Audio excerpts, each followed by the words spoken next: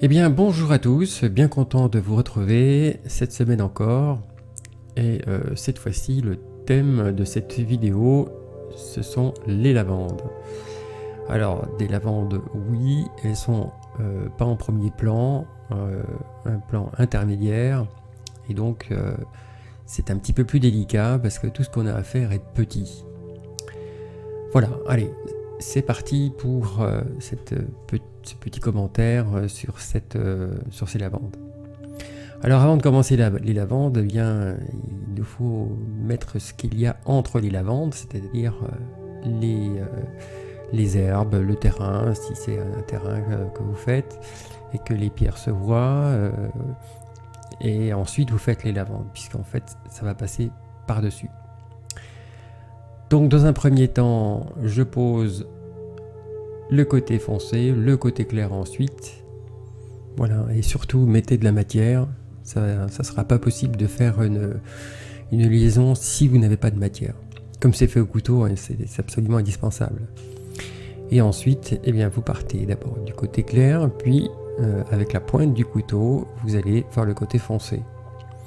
Puis du foncé vers le clair, du clair au foncé, et ainsi de suite, tout en tenant compte que tous les éléments sont loin, donc c'est tout petit.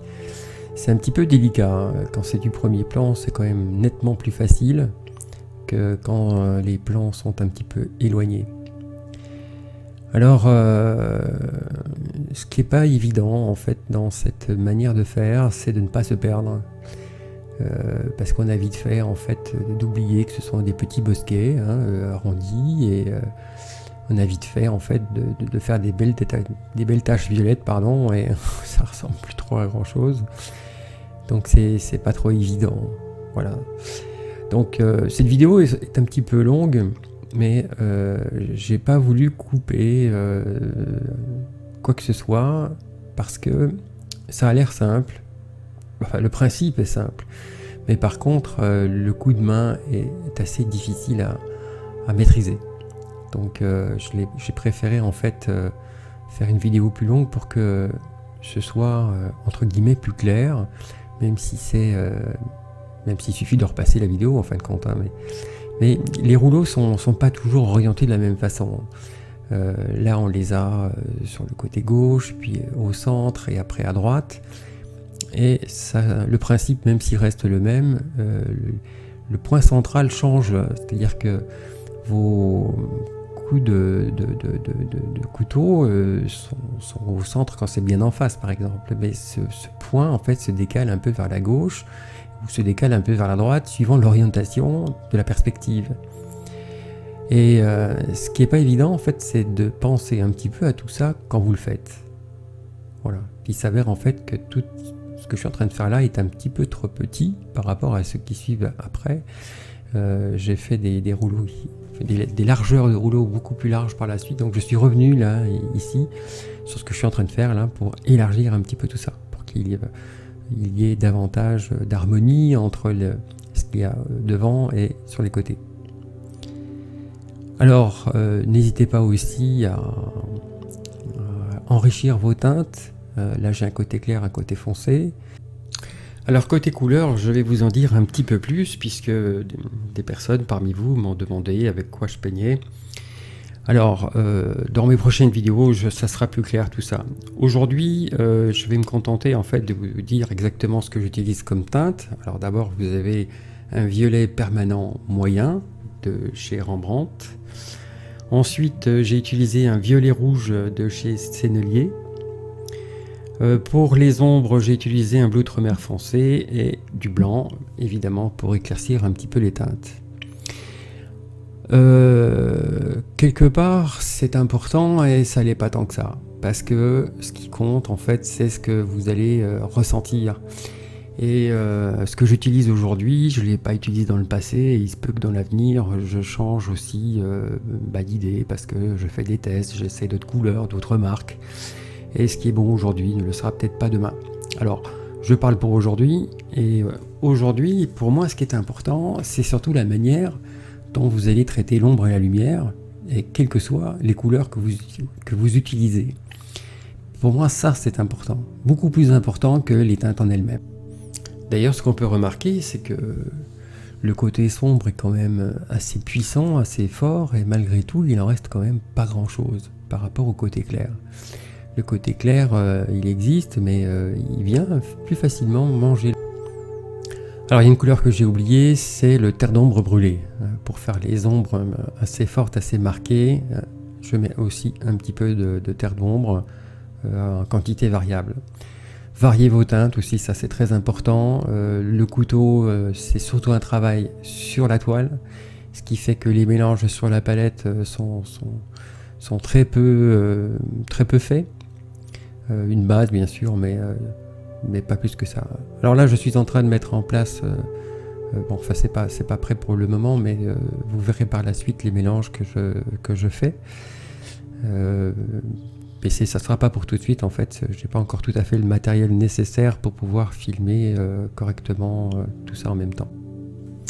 Alors il y a beaucoup de lavande, ce qui sous-entend un travail relativement fastidieux entre guillemets, puisque rangée après rangée, il faut poser les couleurs et repartir sur le même travail qui est assez répétitif, mais totalement indispensable, à moins d'en faire moins de lavande.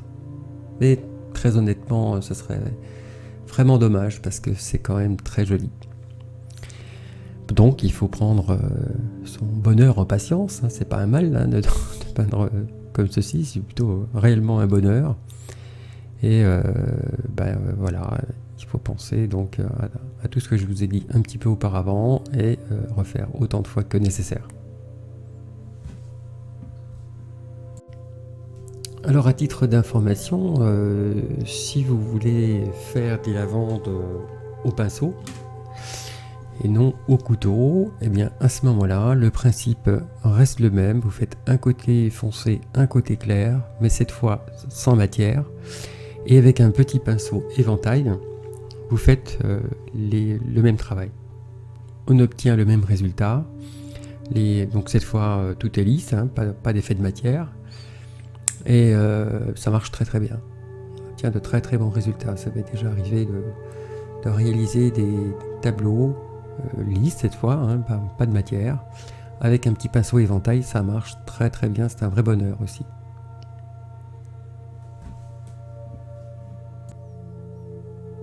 Voilà, ensuite, alors un petit mot sur les lavandes qui partent bien comme ça en l'air et surtout qui passent, vous voyez, sur le verre. Le verre, c'est pas la peine de faire trop d'effets puisque ça passe par-dessus, on voit plus grand-chose. Des fois, on les enlève même totalement, complètement. Donc, ne vous attardez pas trop quand vous faites vos herbes en premier.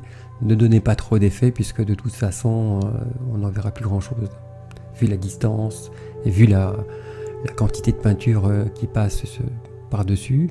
Alors veillez à pas non plus en le passer complètement sur les verres, gardez-en un peu, surtout si la perspective, comme le fait que ce soit devant, on les voit, sur les côtés on les voit plus. Et bien voilà, donc pas la peine de faire plus de détails que nécessaire, n'en faites pas trop, pas là en tout cas. En avant-plan, ça sera différent. Là, ça sera plus près. Des détails se verront. Et on peut travailler à la fois les herbages et les lavandes dans le détail.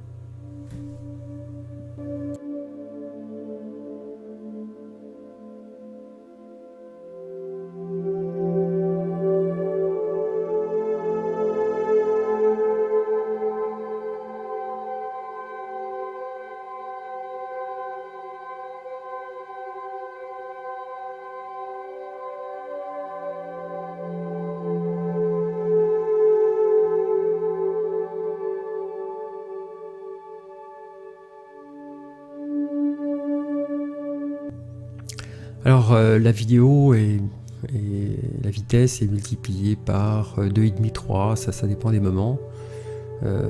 Ça prend vraiment du temps.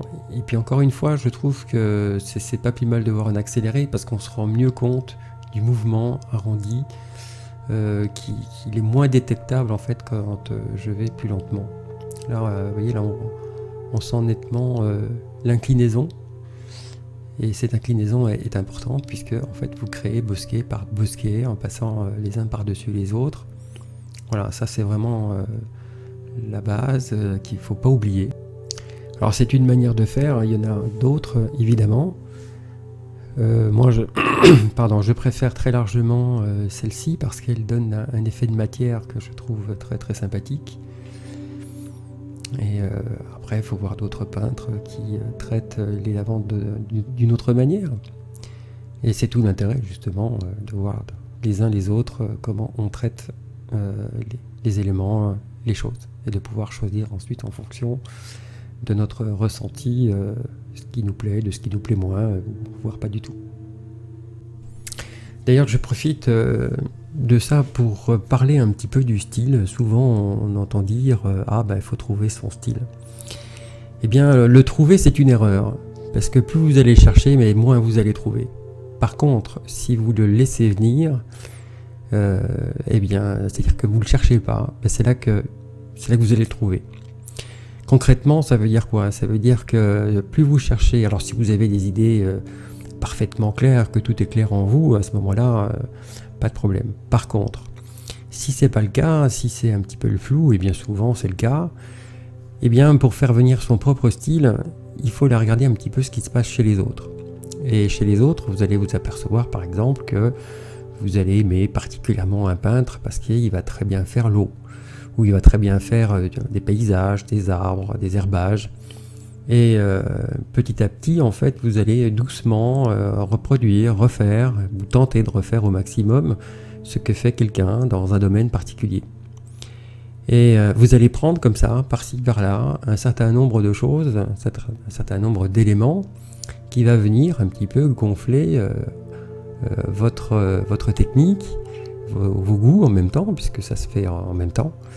Et petit à petit, vous allez vous apercevoir qu'un style va naître, doucement, élément par élément. Tant et si bien qu'un jour, en fait, vous allez faire vous-même vos mélanges d'idées et vous allez vous apercevoir qu'un style est là, alors qu'il n'y avait rien auparavant. Enfin, il n'y avait rien. Il n'y avait pas suffisamment d'éléments pour dire, ben voilà, ça c'est moi, et c'est moi tout seul, et c'est pas un tel ou un tel autre. Et ça, c'est important de le notifier parce que bien souvent, on est un petit peu perdu avec ça, et surtout quand on vient nous dire, ah bah oui, il faut que tu trouves ton style parce que ça, c'est important. Oui, on sait très bien que c'est important, mais ça veut dire quoi, trouver un style? Comment on fait? Est-ce qu'il y a une technique pour ça?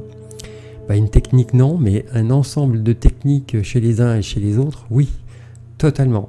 Et à partir de là, votre personnalité va se forger parce que vous allez tout simplement aimer plutôt une chose plutôt qu'une autre, fait de cette manière plutôt qu'autrement. Et ainsi de suite, un style va arriver, le vôtre.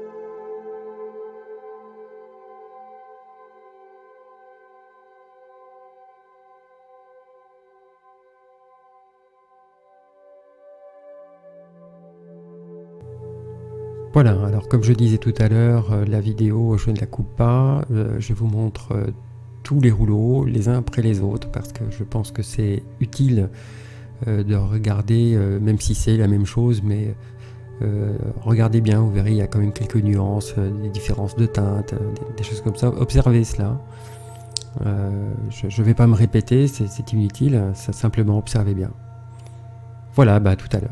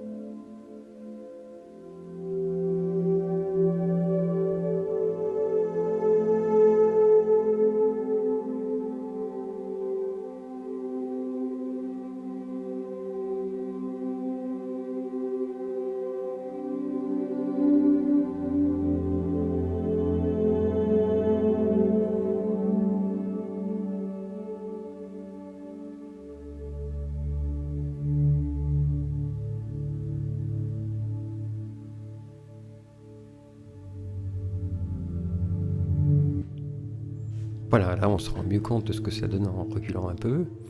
Et on sent bien que les lavandes commencent à prendre tournure. Et c'est reparti. Voilà, même principe, tout le temps, autant de fois que nécessaire.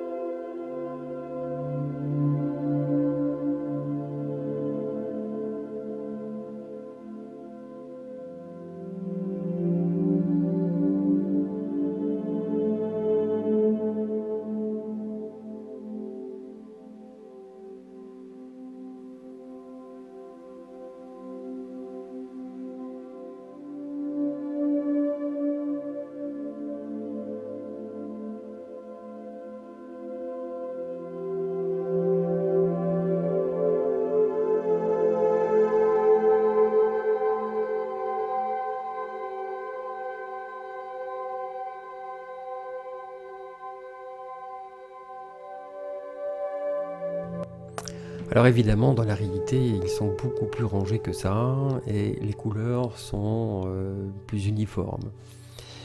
Bon, c'est exactement ce que je veux éviter, c'est-à-dire que tout soit pareil. Encore une fois, je préfère, et ça c'est ma préférence, que ce soit un peu différent dans les teintes, les formes, les couleurs, de façon à ce que ça vive un petit peu plus. On vit dans un monde extrêmement rangé, mais dans la nature en général, là, bon, là c'est une culture, c'est différent, mais rien n'est à la même place, rien n'est exactement pareil, et j'aime bien cette idée. Donc voilà, c'est une interprétation de la réalité et j'insiste beaucoup là-dessus parce que, encore une fois, si on veut vous reconnaître un jour dans votre travail, il faut justement que vous personnalisez ce travail, cette manière de faire, cette manière de voir, de penser, d'être quoi. Voilà, eh bien je vous souhaite une très bonne journée et la prochaine vidéo, donc ce sera sur ce mur qui est devant nous, en avant-plan, avec les lavandes cette fois, mais traitées d'une manière plus détaillée puisqu'elles sont plus proches de nous. Voilà, je vous souhaite une très bonne journée et à très bientôt. Salut!